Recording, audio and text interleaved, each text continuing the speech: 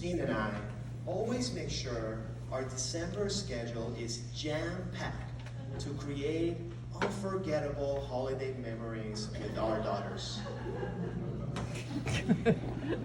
We watch Santa's arrival by boat. We make gingerbread houses. We buy a live tree and decorate it. We send letters to the North Pole. We celebrate Navidad on Christmas Eve because I'm brown. Then we celebrate Christmas Day on Christmas Day because she's white. We end it all with 7 days in Playa del Carmen. Well, because #blessed. But of all of my Christmas traditions, my favorite is Calistoga's lighted tractor parade. We get a hotel room, we get there early to enjoy the Christmas fair. At the fair last year, Justine said, "Oh look, a cakewalk." For the first time, as a non-native English speaker, I realized I actually did not know what a cakewalk was.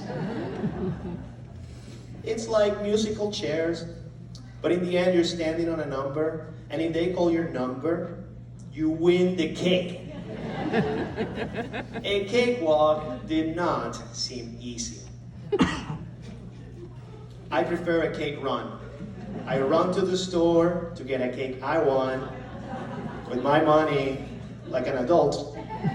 Easy. In the same fair, there's a tent where kids can get a picture with Santa, and my 4-year-old, Jovi, said no. This was a huge relief for me because I find the whole thing icky. How can I tell my daughter to sit on a stranger's lap? It's okay, he has gifts. And Santa looks at them. Ho, ho, ho, little girl. Sit on my lap, whisper in my ear what you want for Christmas, if you want to be in the nice list. Doesn't feel great, does it? Odd. Odd how Santa is never on the naughty list. We make it to the parade, and I'm convinced my daughters are going to remember this for a very long time. Because for 1 hour, I can see the amazement on their tiny faces when they're watching all these different vehicles fully decked out with Christmas lights. We make it back to our room, and we're able to put both of our daughters to sleep by 9 p.m. at the same time. I am winning at holiday parenting, right? But it wasn't a cake walk. Joey snores like a sailor, and I snore like whatever snores louder than a sailor. I don't know, Sasquatch.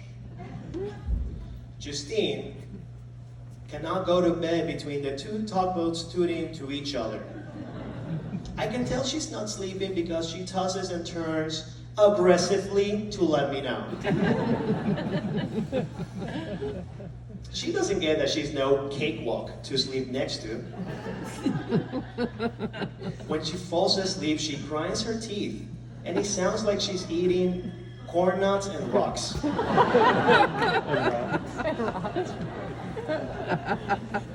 Sorry, babe. But it's true. At 2 in the morning, I hear, Dada!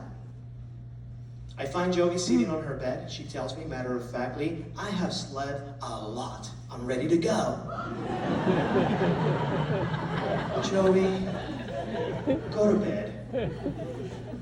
She falls asleep, and at 3:30, my 2-year-old, Amelie, starts crying for Justine.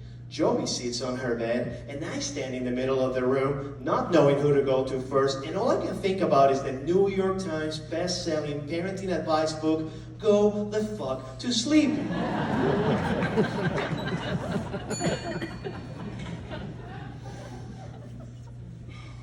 Amelie gets what she wants, which is to breastfeed with her mom. We bundle up and I take her on a walk so Justine and Joey can sleep. But even after an hour, she's having more and more tantrums. So I go to Santa Rosa, a mere 17 miles away, through snaking roads, with no shoulders and plenty of precipices to fall off and die. When people ask Justine, how's Carlos? He died. He died? How? Parenting. Oh my God. Parenting is lethal. By a Christmas miracle, we make it to Starbucks at 5:30. I order a grande hot Americano, a grande ice Americano, and a kid's oat milk steamer for Amelie. The barista tells me it's going to be a bit because her machines are just waking up, which I find really annoying because the last thing I need to do is know that a machine got more sleep than I do. We grab our drinks, sit at our table. Amelie climbs on her seat, reaches for the drink, and takes a sip. She closes her eyes, savors the moment, and says with her little baby accent, that's good. With just one comment, she completely disarms me. She always gets the last laugh.